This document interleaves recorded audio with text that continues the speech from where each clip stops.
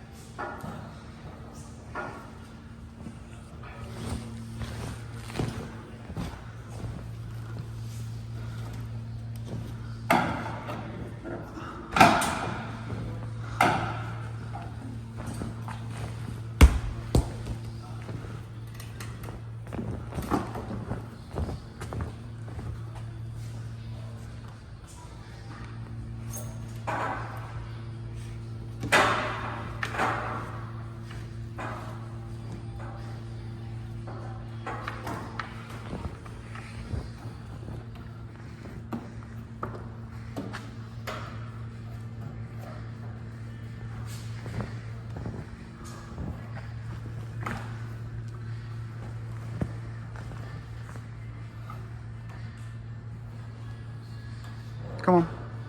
You got this.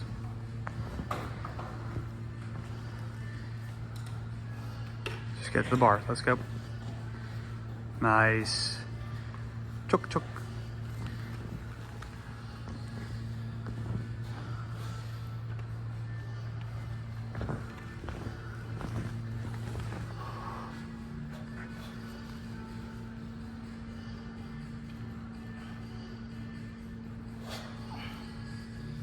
Nice, come on.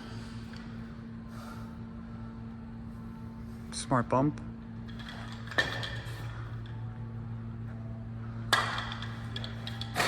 Nice, come on.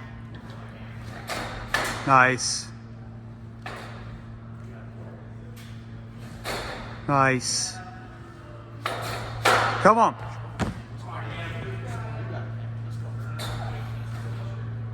Come on. Nice, come on. Nice.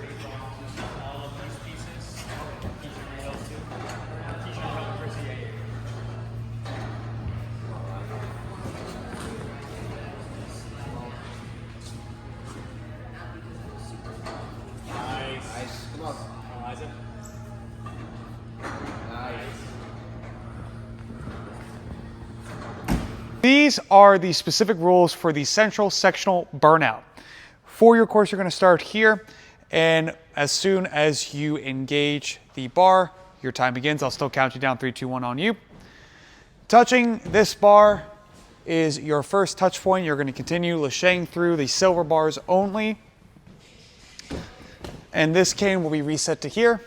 Touching that cane will be your second touch point. Depending on your age group, you will either have 1 or 2 canes that you'll need to shimmy over. To get to this ring, touching this ring is your next touch point.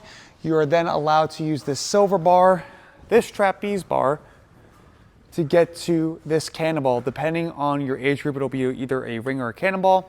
And depending on your age group, this grip gauntlet might look a bit easier or a bit harder.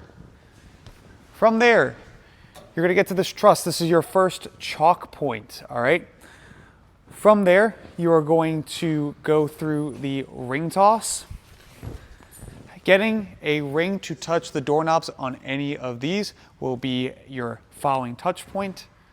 You're then going to use the trapezes, the shower bar, anything here and here to get to this truss, which is your following touch point. This is also your next chalk point.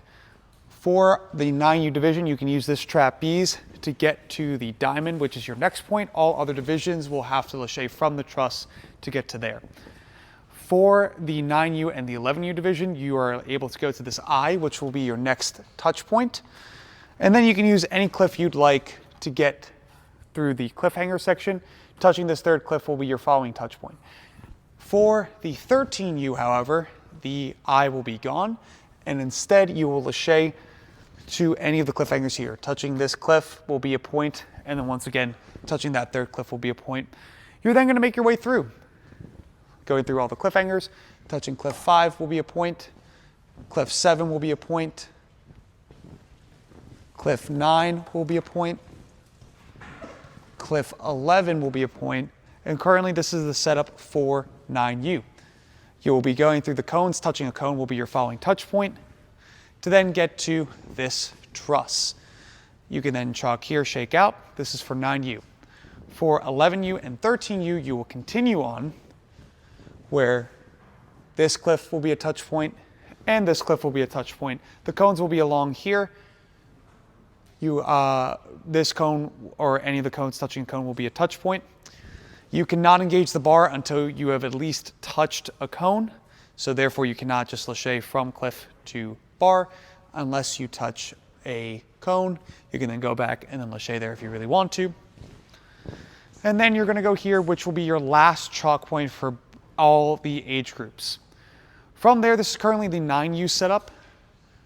The first one will be replaced with a T-ledge for the 13U division, but touching that second cannonball for all the divisions will be your next touch point.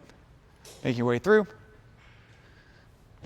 Touching the first batarang will be your next touch point, and then each subsequent batarang will be another touch point, or battering ram will be a touch point. For all divisions, except for 13U male, this will be a bar like so that you can shake out and rest on. And then for the 13U male, this will be another battering ram. Now when it comes to this, as you can see, these slide. So if you have a little bit of hands on there, I'll tell you to either go back or redo the move. But if I think that you're really on it and then using it to shake out, I might fail you on the spot. The whole point of this is that you have to have that switch grip and that wrist grip activated. From there,